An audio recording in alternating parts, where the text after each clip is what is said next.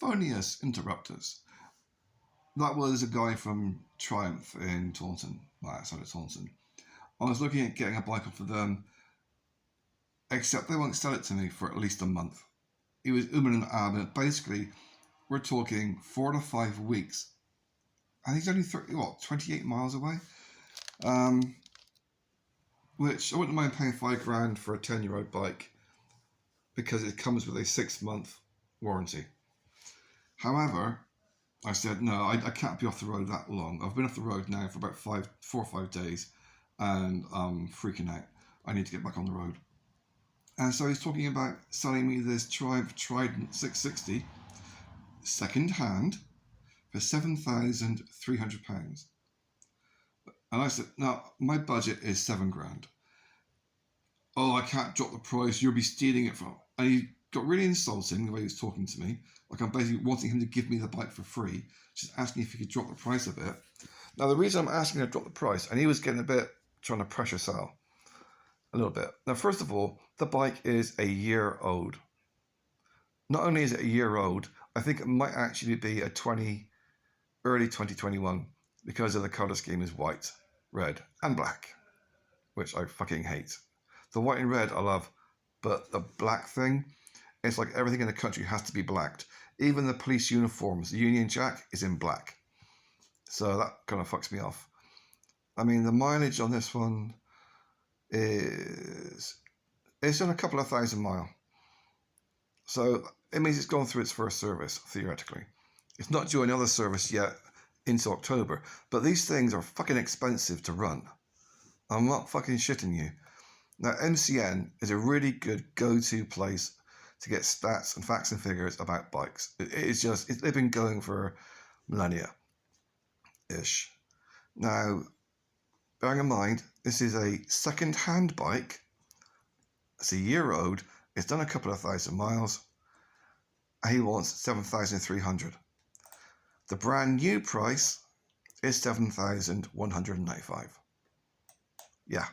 So he actually wants £100 more for a second-hand bike than what it cost to buy a new bike. Just let that little figure sink in. So, I think that's going to be a no. Because Triumphs are really, really expensive to maintain. You talk your yearly cost for doing your maintenance, servicing, blah, blah, blah, blah, blah. You're normally talking a couple £100. On average, a couple £100. This one, over £1,000 more for your annual service cost. Now, I don't know what the hell that's paying for. But, I mean, you've got someone here saying 180. I think other people are saying over £1,000 a year for servicing. Now, as the bike hasn't been around that long, most of these are going to be from people who work for Triumph doing fake reviews because they basically copy and paste the description. So, on that one comment alone, the fact that he wants more for the price second-hand than what it costs brand new. And he's not willing to haggle. It's not as if there's a motorcycle shortage in the country. It's not as if there's a ban on people buying motorcycles. And the fact that he rang me back trying to get me to buy something else is really fucking suspect. But even then, he was saying, oh, you might be able to get it ready for you this week or beginning next week or the end of next week. Yeah, he wouldn't actually put down an actual fucking time or date. So it wouldn't be serviced. It wouldn't be MOT'd because it's too new to actually need an MOT. But yet, according to their blurb, all second-hand bikes come with a service and MOT. So it wouldn't be. So you've no way of knowing what the fuck's been done to it. If it's been crashed, if it's been whatever. Things to look for when you're buying a bike is look for stuff like the seat. How worn is it? If there's gouge marks on the back of the seat, that means it's ridden by somebody who doesn't give a shit. Look for wear on the tires. Don't look at this bit because that's just where they'll push it around upright. Look for the wear mark. This wear mark shows me that whoever rode the bike didn't have a fucking clue what they were doing. They were most probably somebody who spent all their time driving cars and decided to just go for a born-again biker, and then decided they don't like it because there's no airbags. So this means the person never lent the bike. You can tell the back tire as well, same. He never lent the bike. So for 2,000 miles, this bike was broken in like it's a moped. It's a lot like shagging a bird with a mouse and then expecting her to take an elephant. It's not going to fucking work. That means the engine is liable to actually fucking go bang because it hasn't been broken in properly. It's been broken in like a moped, not like a sports bike. So I've not looked at any of the other pictures on the bike because I'm not going to buy it, and it wouldn't surprise me if it's been dropped. The sort of person who goes for a Triumph, generally speaking, is over a certain age, like me, except I've never had a Triumph. But yeah, that's a fucking no. It's definitely a no. It's ugly as fuck as well. It actually looks more like a Moto Guzzi from the 1970s. You can call it retro if you want, but what it basically means is it's not going to be any fucking good for practical use. Just for someone to go out and pose and say they got a Triumph.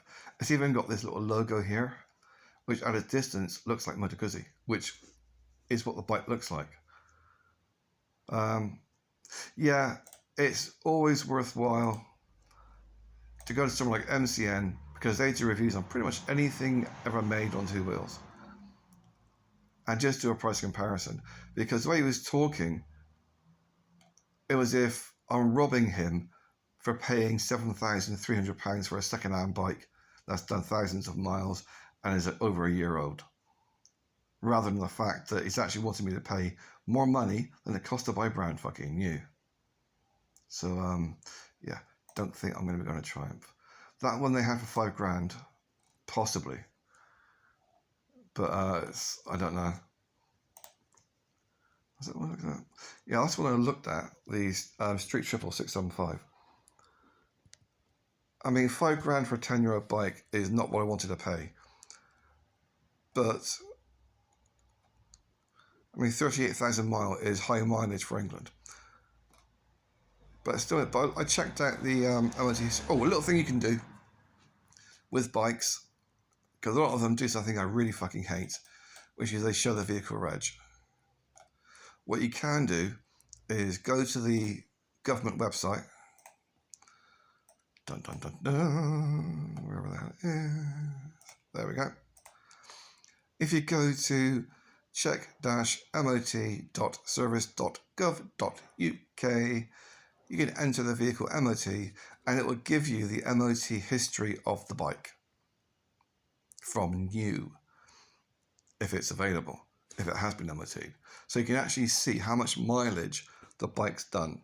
You can actually see if it's been off the road. Another good little tip about this is that if you go there and see the MOT was done like 6 months ago, it tells you the mileage.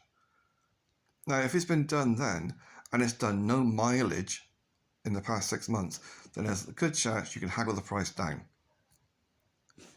But the triple, I don't know.